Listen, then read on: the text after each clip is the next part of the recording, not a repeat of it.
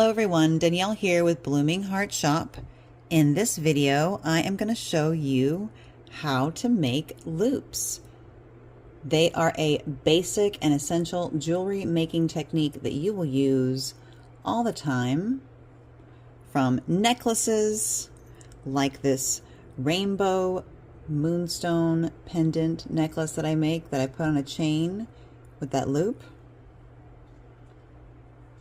to these wire wrapped briolette earrings that have loops at the top and ear wires attached to them.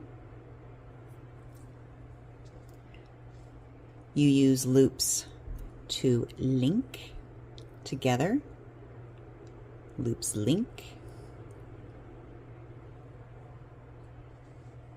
It is important to get those loops nice and consistent, like in this green aventurine and copper bracelet that I made, not just for the aesthetic of the jewelry, but because it can affect the length as well.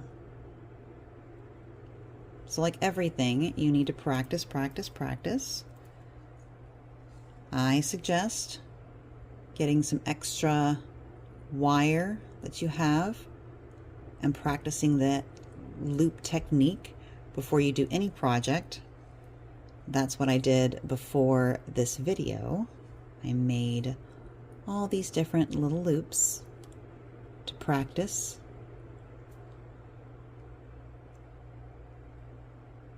So use that extra wire, put it to good use, practice. Let me show you how it's done. The tools that you need are needle nose pliers. Got those guys right here, needle nose pliers. You're going to need flush cutters. Got those guys, flush cutters. My preference, I like these step pliers because then I can get consistent loops every single time. They have small to large, and every time you use the same step, you're going to be getting the same sized loop every single time. So I really like these guys. But if you don't have those, you probably have these round nose pliers. The round nose pliers will work in a pinch.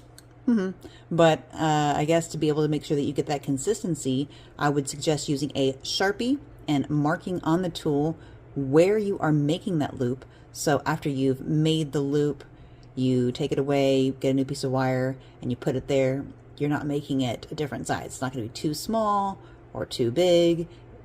If you mark it, it'll be just right every single time. So if you've got these guys, the Sharpie to mark it, and then a little bit of rubbing alcohol to take it off at the end so you can use it again later. But this is my guy, my preference.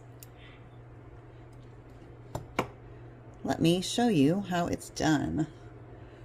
I've got my dead soft wire. This is a piece that I have, a practice piece that I'm going to be using before I use the eye pin that you can buy.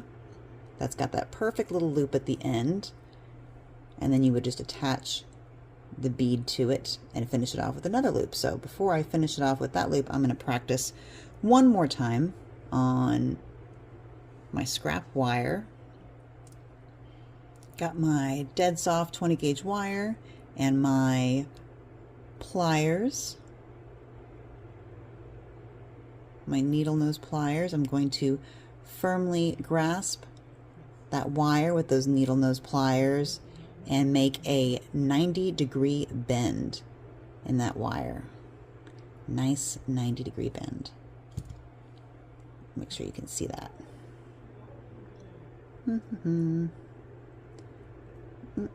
Make it, there you go. Straighten it out a little bit. Straighten it out. There we go. So my 90-degree bend. Now I take my step pliers and I'm going to be using the smallest loop to make a nice small loop on that. I squeeze it up against that nice and firm. Actually, I'm going to do it this way so you can see it better. See? got it nice and snug up against there. I hold my pliers firm, and I'm going to bend that dead soft wire. It's pretty easy to bend around that. Right there, bending it. Bring it around till I can't anymore. And then I'm going to readjust my pliers, and I can continue to bend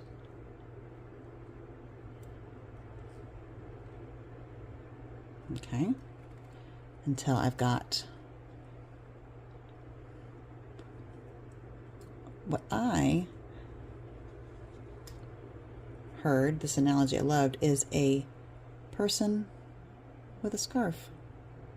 It's a little person with a scarf. You're looking for that? Actually, I don't think it's perfect enough.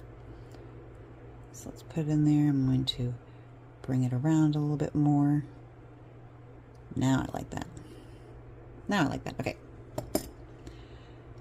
My person with a scarf. But he doesn't need the scarf. We're going to finish it off with some of our flesh cutters. Use flesh cutters flat side down so those pieces go shooting down and not shooting up at your face. With this, I like to use it where the wire has bent and gone under. I'm going to take my flesh cutters very close up in that little scarf area right there in the head and snip it. I'm going to use my pliers to pinch it together, just kind of bring it together. And I've got a pretty good little practice loop, I think. That's a pretty good little practice loop. I'm happy with that loop. Now I think I'm ready to take on my project with my eye pen. My eye pen and my aquamarine bead. I'm going to take that bead, put it on the eye pen. I let gravity hold that bead to the very bottom, right there. I'm going to use my needle nose pliers now to hold very close as possible to that aquamarine bead. Very important. I want to make sure that I'm also bending and keeping the same plane with that other loop. So again, holding very close, as close as I can. I'm going to make that bend. Let me show you that bend that I made. That bend right there. Boop, there it is. Okay. Now I take my step pliers. I'm going to use my smallest step to make that nice small loop. I'm going to get as close as I can to that bead.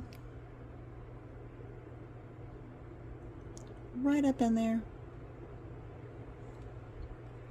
And I'm going to bring that around.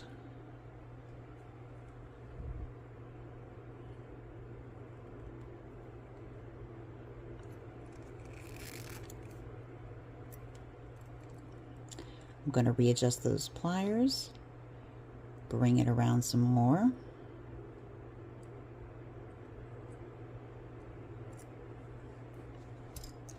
Now I've got my person, my little person with my scarf, but I don't need the scarf anymore. So I'm going to take my flesh cutters and very, very carefully and closely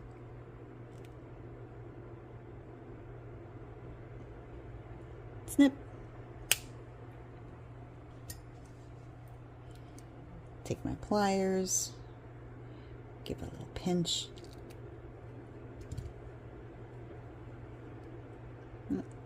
And I've got my nice little loops.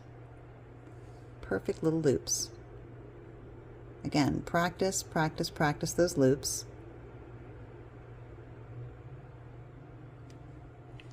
Use all those scrap pieces and practice.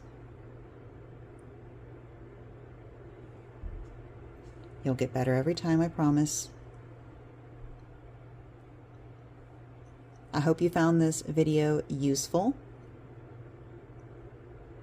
If you like this video, please subscribe to my channel for updates on new videos that I'll be making.